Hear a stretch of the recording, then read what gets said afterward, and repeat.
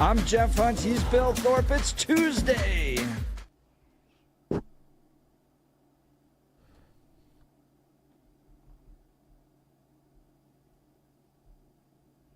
All right, Billy, did you see these Minneapolis software engineers?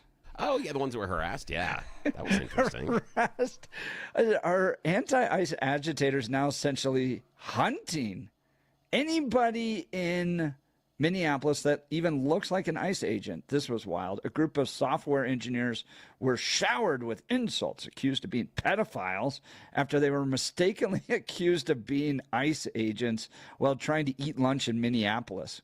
The men, all white males, dressed casually in sweatshirts and jackets, were eating lunch at Clancy's Deli when one of them got an alert on an anti-ICE signal chat telling members that plainclothes agents were at the restaurant. Could you imagine that? Oh, yeah. Like, hey, wait a minute. One of these dudes is an anti-ICE guy. Yeah, and he's so on the he's app. sitting there. Yeah, he's sitting there on the app, and then all of a sudden, boop, boop, boop, ICE agents at this restaurant, and you go, huh. And he starts looking around. He's like, yeah, right. He's like looking around here. Who is it? Who is it? You know that happened. The person who got the message on the Southwest Minneapolis Rapid Response chat is aligned politically with anti-ICE causes. One of the engineers, who gave his name as Lee, told the news outlets in Minneapolis, "My friend was shocked. He's an anti-ICE side politically. He lives nearby. He's eaten there before. And suddenly he's seen messages saying, 'We're ICE.'" After the alert was shared, dozens of anti-ICE agitators flocked to the restaurant. They're all a bunch of lemmings, my goodness, and peered into the windows. "Are you in there? Are you in there? You ICE agents." According to a video filmed by one of the men, once the group left, they were met on the street with derision from the crowd. Well, at least they learned their lesson to not storm restaurants. "You're an effing bootlicker," said one of the agitators. "Get out of our effing neighborhood," screamed another. Next thing we know, people are yelling, "I hope you die," and calling us pedophiles, said Lee. One of the men tried explaining they were software engineers trying to have a meal. "We do custom apps, bro." Still, the crowd appeared unconvinced.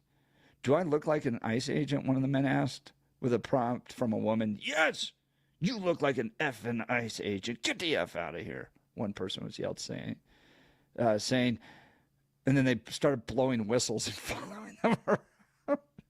"This is what's wrong with your guys' cause," the man said. Woman asks, "Would you support us the way you guys are acting?" "No, and I don't support ICE either. I'm just trying to enjoy my lunch." Is Minneapolis falling apart? Plus, response from Don Lemon coming up as Trump threatens to use the KKK Act against him. So much to talk about this hour. Now is time for the news. Blake Olson. Blake Olson, news and comment. Good Tuesday morning, 25 and sunny in Denver, expecting a high of 52 today. News is sponsored by Pastor Camp Heating and Air Conditioning at 303-777-1234 to learn more about special savings opportunities on Lennox equipment. Our top story, DJT will be in Switzerland today for the World Economic Forum in Davos amid his push to acquire Greenland. His designs on the Danish territory have created concerns among NATO so-called allies. Barbara Boyd, Promethean Action. She studied this for decades and decades. The oligarchs have controlled power for far too long, and DJT trying to crush all that for the good of the American people. So the media is right in saying that Donald Trump has killed the old order. The era of the Davos Consensus is over. For 50 years, the world's future was decided behind closed doors by this self-appointed elite. Today, that door has been kicked down and opened. The Great Reset has met the Great Disruptor. The old order is pleading for its life, while a new order of builders, producers, and sovereign peace is being born in real time.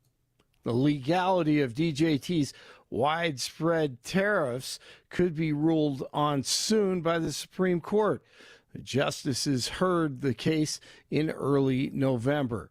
Tina Peters has been moved to another housing unit after she was involved in an incident Sunday at La Vista Correctional Facility. The former Mesa County clerk posted on X that she was attacked in a closet by another inmate and was trying to defend herself. You can see the video on Jeff's X account at Jeff Hunt. Corrections spokeswoman Alondra Gonzalez Garcia says that Peters was moved to another housing unit while the investigation continues. Tina's not playing around, though. She looked like she was trying to defend herself and saying something like, look, don't mess with me. You need to back off. Don't mess with me. I don't blame her a bit in that situation at all. Well, again, he's appointed. He's not elected by the people. So he's doing, in my opinion, he is doing what is expected of him by his mayor, by his city council, by his city manager. Douglas County Sheriff Darren Weekly speaking out against the police chief in Minneapolis, allowing all hell to break loose as the left destroys the safety of the people in their city. Weekly was on with Jeff and Billy last hour. He's doing such a horrible job that the federal government may have to come in and restore order to his city. Now, I understand that chief of police can't be, immigration enforcement. But at what point do you stand in the way from property damage and people getting hurt in your city? At what point do you get in, stand in the gap to protect your community? That's what he's failing to doing, and it seems like he's telling his officers to stand down and let it happen. And I don't care what side of the political spectrum you're on, to put federal agents in harm's way like that is unconscionable. Amen. National championship game last night. Holy moly. Undefeated Indiana leading 17-14 in the fourth. 4th and 5 from the 13. They have to get this first down because Miami looked like they were about to come back on the Indiana Hoosiers. They go for it instead of kicking the field goal. Gutsy call. And the Heisman Trophy winner, Fernando Mendoza, he takes the snap. He's going to take off and run. Mendoza weaves his way first and goal, diving toward the end zone. Touchdown!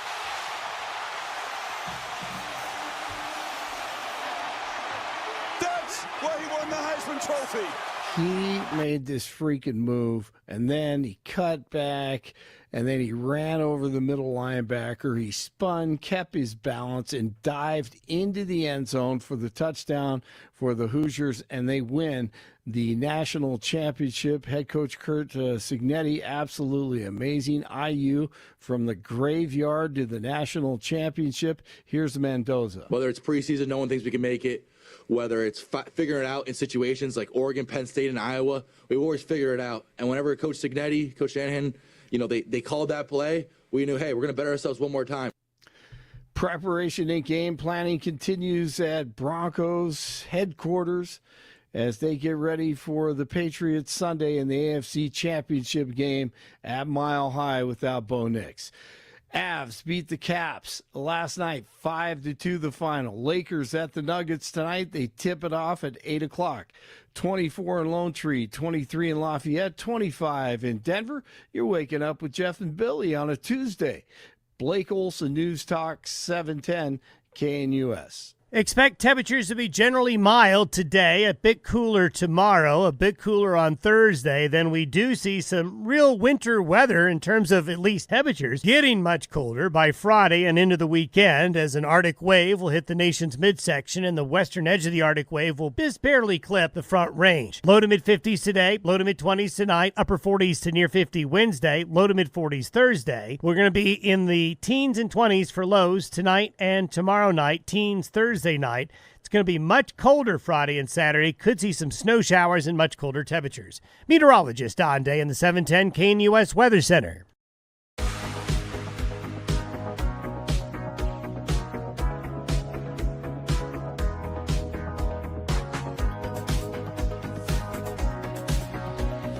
Billy, this video of Tina Peters is going global. Yeah, it is. 56,000 views right now. If you go to x.com/Jeff Hunt, hundreds of comments, and they're all over from folks going, man, this hurts to watch. That's one of them. That's a 1.2 million. He's got 1.2 million followers. He retweeted it. To this hurts my heart. She's a tiny little senior citizen trying to stay alive, surrounded by hardcore violent criminals. To it's not much of an assault. What? That's it? What a joke. So tell us what you see in this. Go to x.com/Jeff Hunt, or we could put it up on the video. Yep, we got it right there on our videos. Thank you, John Corbliss, producer, and Mark Crowley getting that up so you can watch it there. We've got phones on this. Stephanie, Idaho, calling in. Good morning. Thank you for joining the Jeff and Bill Show. Yes, good morning.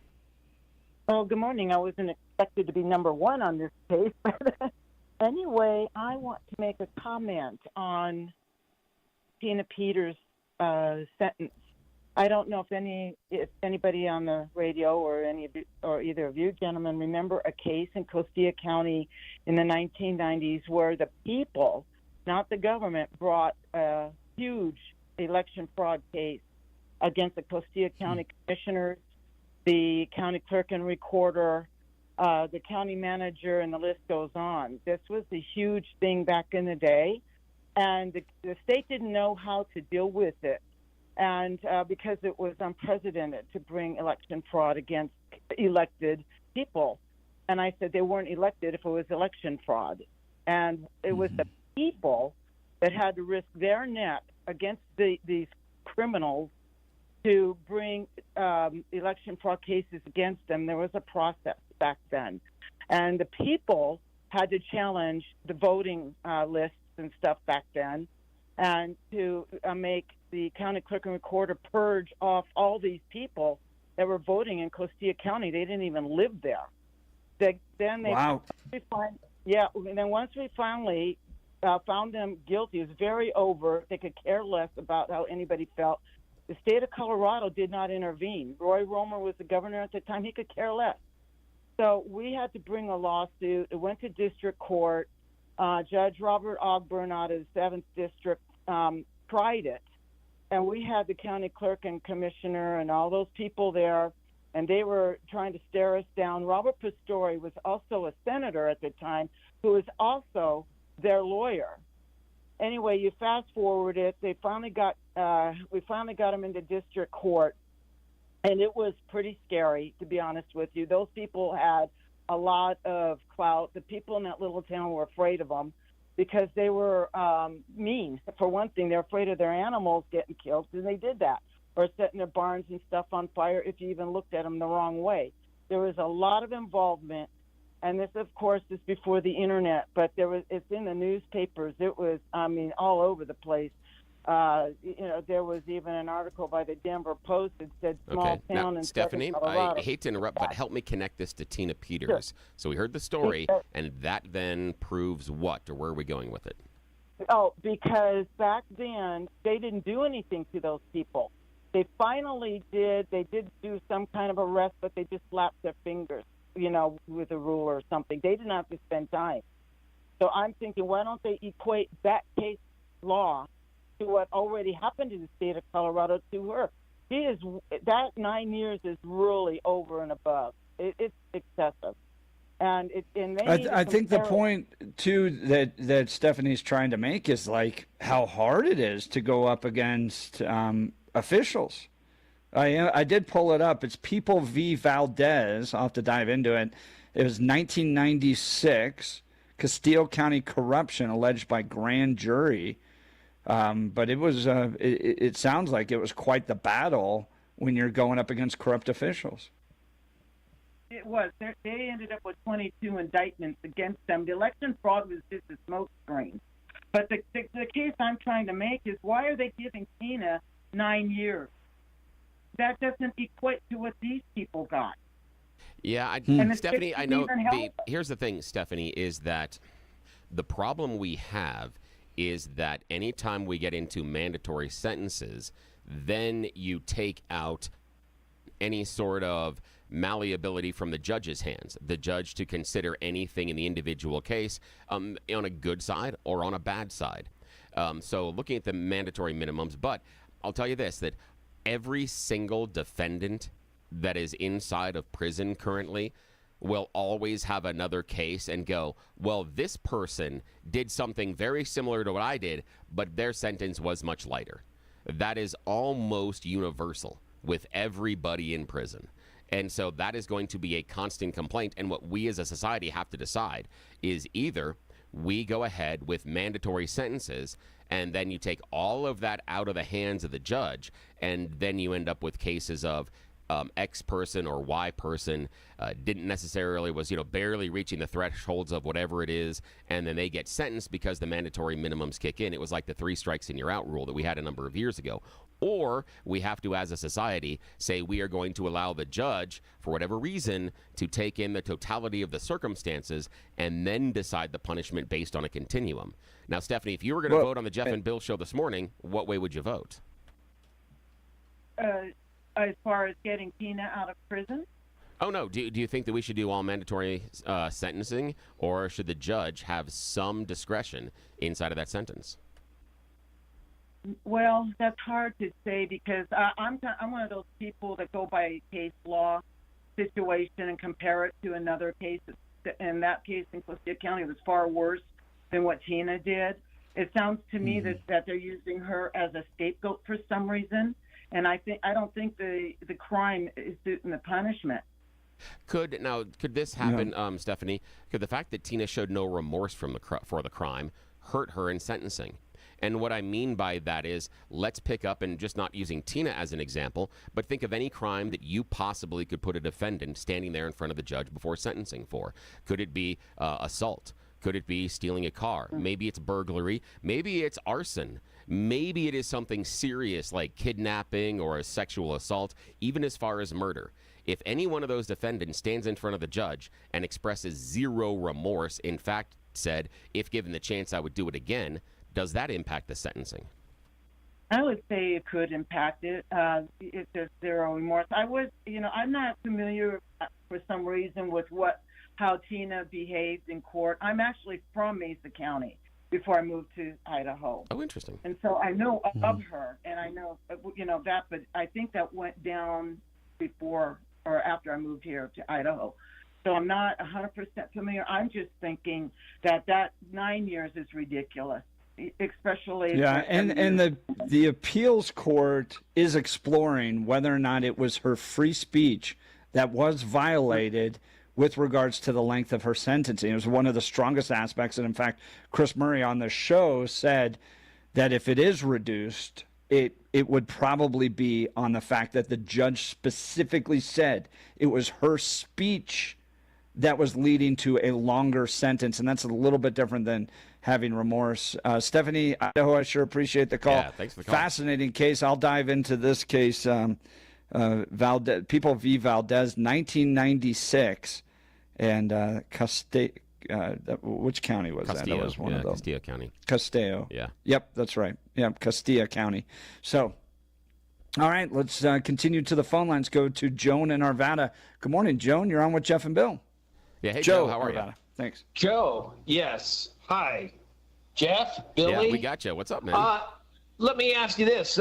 Since you're talking about remorse, do you think Nathan Hale should have remorse that he tried to fight King George? No, the real criminals here, Jenna Griswold, my bad, just thinking about the whole scenario. But Jenna Griswold and you, Governor Polis, for allowing the shenanigans to go down without pardoning Tina Peters. What a disgusting governor to allow this garbage when your own Secretary of State has admitted that she purged after it was illegal to purge the Dominion voting machines. She went through and cleaned them all off because the scam went down and she was busted, so she had to dump the evidence. And here's the thing. The only person that really took the rap for finding the crime was Tina Peters. But when it's outed, and President Trump, remember, has pardoned Tina Peters because he knows the crime. And you, Governor Polis, are a criminal for not letting her out. Yes, I said it. You, Governor Polis, are a criminal for not allowing Tina Peters to escape because your hands are dirty. Your hands are dirty, Polis. We know you allowed Jenna Griswold to let all those illegals vote, and we know they did, no matter what your sycophants, Billy, want to tell us. Now go ahead and tell me why I'm wrong, Billy. Knowledge without proof. It's great assurances, and it's a fantastical story, but there's no proof behind anything that you Well, said. it's proof that she erased the voting machines. She did it before the expiration of the 2-year term limit. She went and dumped all the evidence because she was guilty. And why is she not complying with, oh yeah, federal law? And then remember what happened with Jenna Griswold when she got caught exposing the passwords? Nothing. Governor Polis, nothing happened. You disgusting.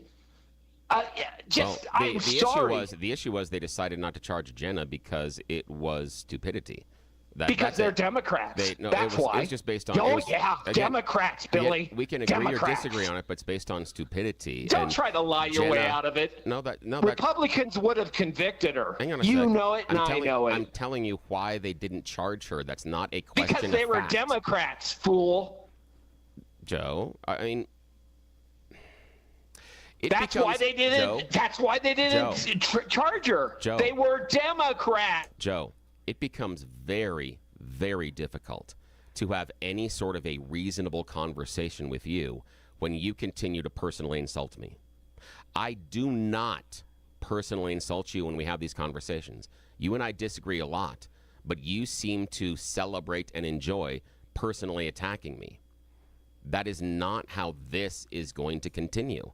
You and I can disagree about this. When the flags are flying on the Broncos, they're innocent. When the flags are against the Broncos. Like right now, I can turn him down. He just keeps talking and talking. Do you think he's listening? You think he's listening at all? Well, no, I don't think you're listening to... at all. You're not listening at all, Joe, and that's the problem I have. I appreciate the phone call. But, Joe, as soon as you turn around and start personally attacking me, no. Jeff and I do not personally attack callers, but in rare instances, when you guys are jerks first, do we ever do that? And coming on here and using personal insults in order to make your point, we are going to set the bar higher than that. If we want to be a sixth grade locker room and turn around and talk about, hey, pull my fingers, smell my farts and everything else and just call each other dumb names, fine. But that's not where we are going to operate. And Joe, I'm having a disagreement with you and you call me a fool. Come on. You can do better. Do better. All right, let's pivot here to Don Lemon. And could Trump be bringing the Ku Klux Klan Act against Don Lemon? What? We'll get into all of this and more next. You're listening to The Jeff and Bill Show. This is Denver's talk leader, News Talk 710, KNUS.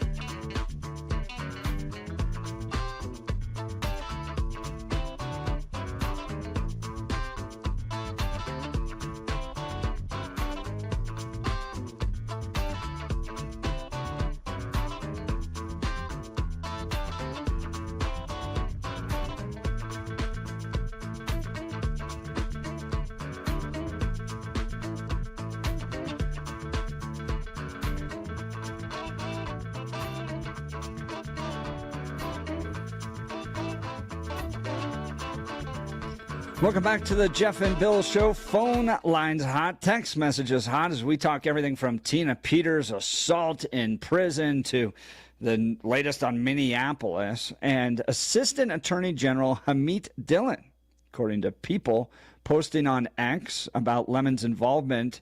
You saw, at this point, pretty much everybody's seen the video of Don Lemon and others storming the church on Sunday and the reaction against it. And here's the Assistant Attorney General. A house of worship is not a public forum for your protest. It is a space protected from exactly such acts by federal, criminal, and civil laws. Nor does the First Amendment protect your pseudo-journalism of disrupting a prayer service. You are on notice.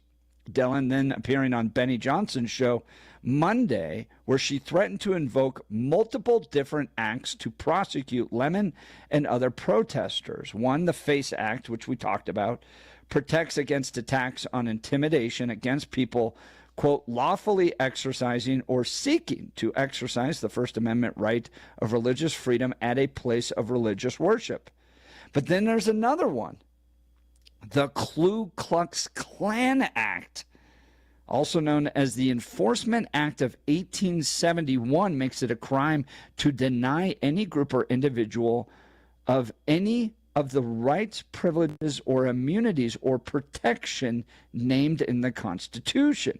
The act, which was created in reaction to post-Civil War attacks by the infamously violent hate group, gives the president broad authority to enforce it, including deploying federal troops and suspending habeas corpus.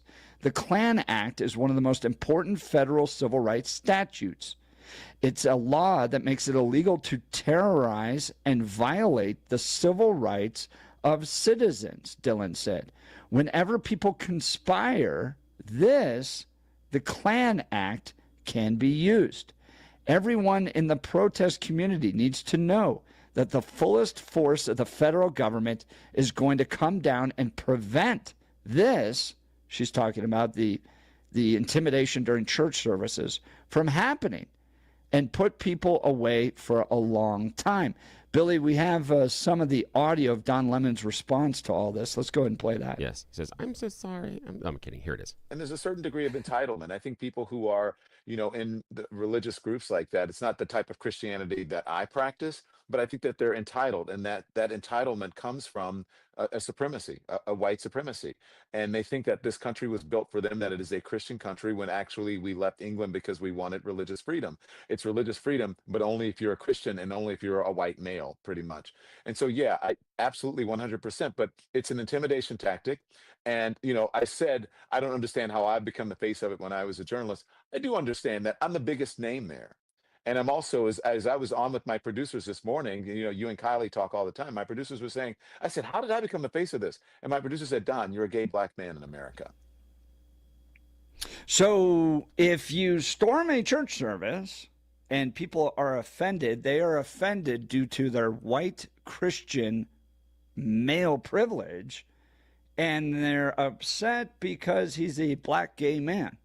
That's the response from Don Lemon interrupting church services. Do you think that the federal government should come down on Don Lemon and those protesters that interrupted that church service? Should they use the FACE Act? Should they use the KKK Act to come against this type of activity? Or were they being the true Christians? Billy, I've seen posts all over my social media that Don Lemon and the woke farmer are being the true Christians in this situation. Just as Jesus turned over the tables in the temple, so are these guys fighting for justice. And if they disrupted your white Christian privilege sensibilities, well, then so be it. You deserved it, because there's a Holocaust happening out there on the streets being led by ICE. Bill, should the federal government come down on these types of protesters? I think that there should be some punishment for the protesters, but probably not most of the punishment that MAGA is envisioning. I mean, they're looking at you've got to treat them like Tina Peters or worse is kind of the idea. I think this is probably a misdemeanor trespass charge. You probably can get a couple other things, but the reason is why I think you should do this is because if there is a pattern of behavior, you now have a paper trail. And then you have the ability to go, this is the third time you've been arrested for doing X. Now it's going to move up into a higher level of crime, and that perhaps might lead to either larger fines or incarceration. I think that would be absolutely fantastic. And the reason I think it should be small is, yes, it needs to go slow, because I don't want to make the idea of walking into any place of worship or any business an acceptable means of protest or a way in which either side feels they need to push back. And everybody that thinks what Don Lemon and the other protesters was doing is fine, pick that behavior up and go into any other business. Would it be okay if people came in and did the same thing during dinner? Would it be okay if they disrupted a movie, a play you were seeing? At what point are you supposed to allow those individuals to disrupt a business that is going on? And that's part of the issue. It is private property. They have the ability to assemble, and they can protest off-site, not to walk into the place of business and to have any sort of a protest. And that's the problem I have with the people that are supporting the side of Don Lemon, is because it's giving permission that anybody, anywhere, should be able to do this. I mean, it's not necessarily the same thing, but remember a number of years ago when Amon Bundy and a couple of his friends barricaded themselves in a national park and said, no, you can't take us out of here. It's kind of the same thing. They just showed up and did that. And that idea that we can show up into this public or private area and we can just take over and that we can be in charge. It's a bad analogy, but it still is the same idea that because we can come in here, we will just decide we can take over and we can disrupt what is going on. And no, those are not the rules of our society. That is not how things operate. And I found some of Don Lemon's comments insightful and remarkably dense. The idea of the white supremacy, and some of these people in churches could be comfortable, but he also, I'm pretty sure, doesn't know what any of the rest of the people at that church do outside of the worship service. Now, they may disagree politically, but there could be somebody there that helps run the soup kitchen. There could be somebody there that runs the food pantry. There could be somebody there tutoring. Maybe someone that is a Spanish tutor that is helping people learn English. I don't know. But neither does Don Lemon and the people that are protesting. And that's what really annoyed me about the protest, is they were casting judgment and aspersions upon a congregation without having direct knowledge. And that bothered me a lot, that they were showing, in my mind, much of the same prejudice that I see in ICE enforcement, where dark skin, Spanish accent, probably illegal. I'm seeing Don Lemon and his people that associated with him look at church, mostly white people, area that voted for Trump, obviously white supremacist. Same type of generalizations, same type of stereotypes, and wrong in both cases. Text messages hot on this one. Omar texting in, if Don Lemon wanted to avoid being a part of the arrests that should follow, then he should have waited outside the building and interviewed people as they left. He's clearly all over the camera, knowing this would take place prior and joining in on the disruption of their worship, adding to the intimidation with cameras. Seems clear cut. These people violated a protected space.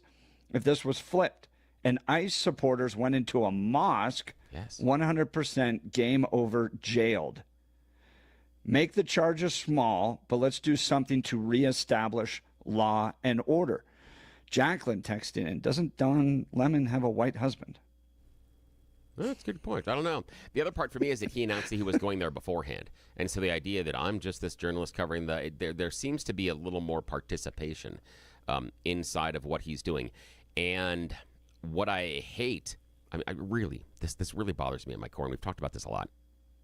The idea of journalism and people that grab the jacket and say, I'm a journalist, or put on the old fedora with the press label on the top of it and say, I'm a journalist, and then don't behave based on the ethical code of what journalism actually is.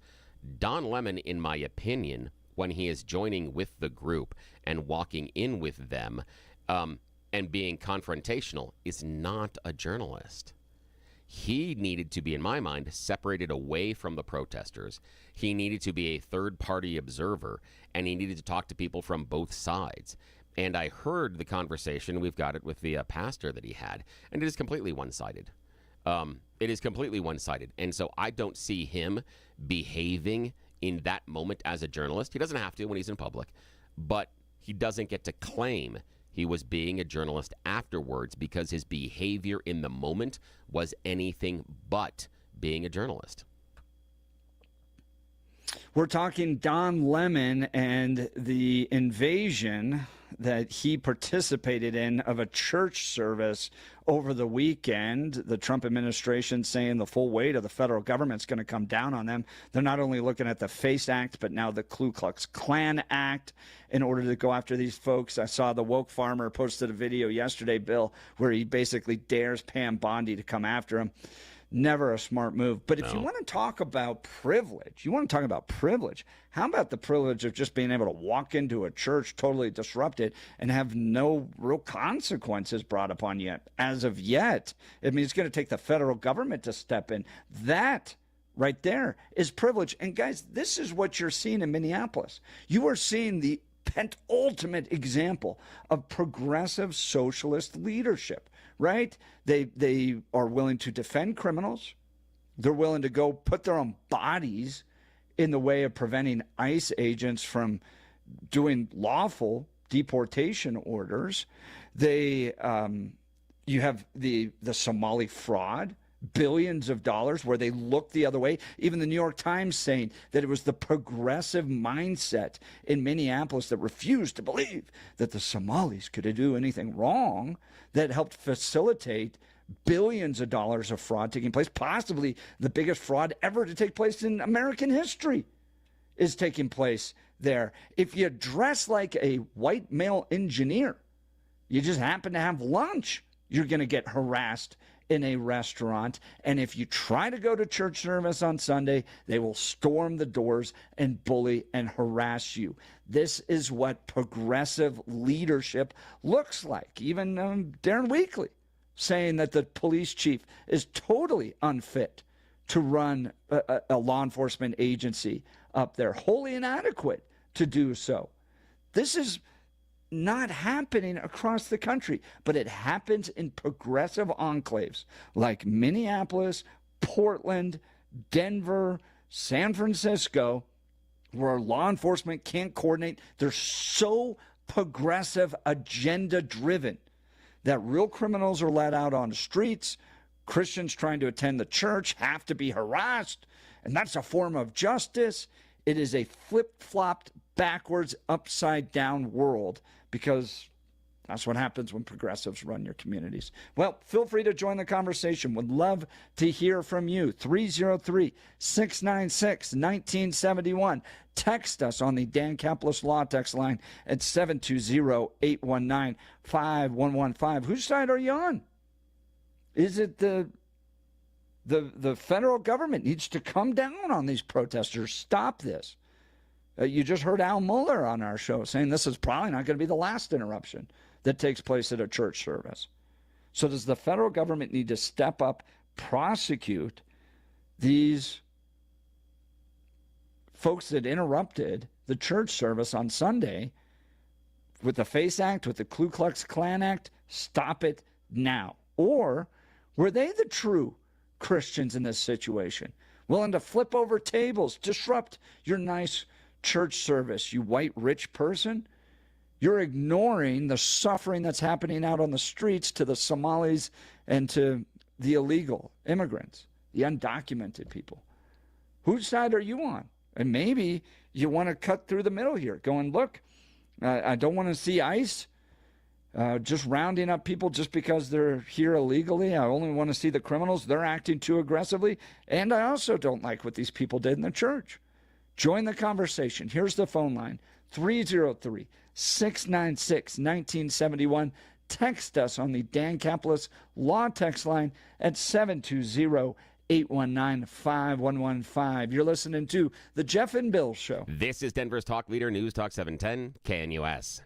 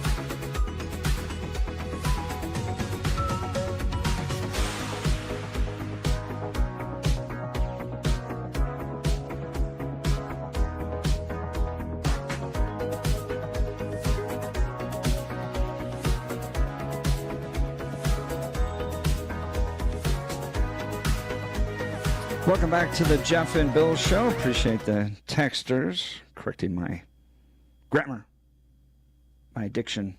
I was wrong on pentultimate. It would be ultimate. Pentultimate is the one that becomes before the ultimate. Thank you. 3433. I appreciate it. Text messages hot on this one.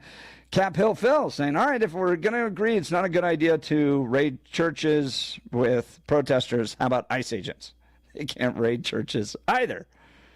It hasn't happened at my church, but churches with a lot more Spanish roots are seeing people not coming in on a Sunday. Well, all right. Is that a fair example in your mind? Give us a call, 303-696-1971. You guys just adopt the left's views of saying criminal illegals. If you're automatically a criminal if you come here illegally and violate your deportation orders. 5695. Yeah, I understand what 5695 is saying. And hey, 5695 would love to have you have your own nickname. Very few times in life do you get to choose your own nickname. If you haven't chosen yours for the Jeff and Bill Show text messages, the Dan Capitalist Law text line, send us your nickname. We are happy to refer to you, just like we got Cap Hill Phil, Jacqueline, Iggy, Omar, Goldbrick, all texting us this morning. Yeah, we would love to include yours as well. 5695. I understand the idea of the criminal illegals. Although I'm not certain that even a majority of Americans would say that they view the criminality of crossing the border illegally the same as even something like burglary, shoplifting, and other things. And historically, we have deported people that have crossed illegally, but most of the time we've classified it as a civil violation. It is in the criminal code, the idea of crossing illegally, but most of the time we've classified it as a misdemeanor civil violation. And so even our law enforcement hasn't taken it, as a necessarily... Yeah, but we've run up against these people, because I meet them at the anti-ICE rallies. There's this spectrum of the lib protester. No kings are about as gentle, nice as you could get. They are, I think they wheeled them in from the nursing home. And they're just happy to hold a sign and sit in the sun. The anti-ICE people, though, are like, no human is illegal. And then when I ask them if they have locks on their doors, they literally assault me. They are people that the idea that you would have to leave this country is such a moral failing of America. Didn't we come here on boats? Didn't we just claim our land against the Native Americans? These people are doing the same thing. How dare you tell them they can't be here? And there's an agitation and a viciousness that they have. So in part, you could say, well, the federal government's escalated and is no longer treating it as a civil matter. But these anti-ICE protesters are treating it as such a moral demand that they be allowed to stay here, that for you to even ask them to leave is on par with being a Nazi. Yeah, I think there is that continuum, and I think there's a continuum on the right as far as protesters as well. I hate to say it, but it's the anniversary of the pardoning of the January 6th people, and there was a continuum on that day. So I think there's a continuum on all of them, and I do think that you're right, Jeff, that the individuals that are anti-ICE that get more aggressive and take what I see as unreasonable positions hurt the cause. The idea that one of the things that annoys me, just like when they were chanting the defund the police, which was phenomenally stupid, the idea of no person being illegal. It's no person at the core, true, is illegal, but you're not charging the person with being illegal. You're charging them with being in the country, in an area, wherever it is, illegally. Someone breaks into your house, there's a charge for trespass and breaking into the house and entering. That's being in the area illegally. We can all agree that there are proper ways and improper ways in order to enter the country, and it is an illegal crossing. It doesn't make the person individually illegal, but it does give them the crime of illegal entry. How we deal with that and what level of crime we want to assign to that, we can decide. But that's part of where you talk about, I think, with those left protesters that get things wrong. Standing there and claiming that nobody is illegal just flies in the face of every rational thought that any human should have. Text messages hot today as we discuss all these different issues. Criminal alien equals illegal, 5695 texting in. Chest Rockwell, the very presence of people strains and removes resources. So you're correct on that. That's that's definitely part of the reason why we have some of the budget problems we're facing in the state of Colorado. Cap Hill Phil, far better protest for these people would have been to stand on the sidewalk with signs as people come and went from church, and that would be legal. You're absolutely correct. I've seen Cap Hill Phil comments on, so I went and followed this guy named the Woke Farmer. Woke Farmer is probably the most vicious of the protesters that entered that church, and he's very popular on TikTok. And he does this to not just people attending church, but he follows National Guardsmen around in Washington, D.C. He's kind of a professional agitator. And under some of the comments on his videos, they're going, well, it's a church. It's open to the public. This is public land. And that's kind of the argument you got from Don Lemon as well, as like, well, this is open to the public. I can come protest. This is constitutionally protected. I can go wherever. I don't have to abide by your laws with regards to time and place and all that stuff. And there's nuances here, right? So if it's a public sidewalk, yes, you have the right to protest there. These First Amendment, you may see these videos. I kind of like watching them on social media. These First Amendment auditors who will kind of test to see if local, like city management and city police forces are willing to abide by those constitutionally protected rights. So those guys will test it. A church open to the public is not public ground. No, it's like saying Walmart or Target. It's open to the public. Most of us can walk in there. But you can't just organize a protest right in the middle of Walmart or McDonald's and expect to be treated well, because it's actually private property. Same thing with a church. Yes. I think Trump needs to step in. Minneapolis police aren't going to. Tim Walz is not going to. They are politically opposed to anything Trump does. So in order to send a message to stop this from happening in churches across the country, there needs to be strong enforcement, in my opinion, against all this. So I hope that Pam Bondi and others step in, but that's part of some of the text messages here. And believe me, Bill, I see it on the right all the time. Frustration right now with the lack of perp walks being done by the FBI, by Pam Bondi and others. There's a good contingency on the right that's calling for Pam Bondi to be replaced. At this point, what do you think of that? There's an angle there, and this is where I think that the Trump administration is missing some of the PR game, and it surprises me because normally they're pretty good at it. Is where's the list of all the bad guys that you've captured and are deporting? We've seen pieces of it, but we are hearing about arrests of thousands a day across the country. The list should be longer. That's what I think they're missing, the PR, that if they were arresting all these people that were horrible, hardened criminals and gang members, have the list every day. If you had an extra 200 people that was a list, I think you change the public's perception of what's going on. All right, when we come back in the 9 o'clock hour, Governor Jared Polis responding to an interview we did. We'll give you more on that. You're listening to The Jeff and Bill Show. This is 710 KNUS. Is it my fault or Jeff's? We'll find out.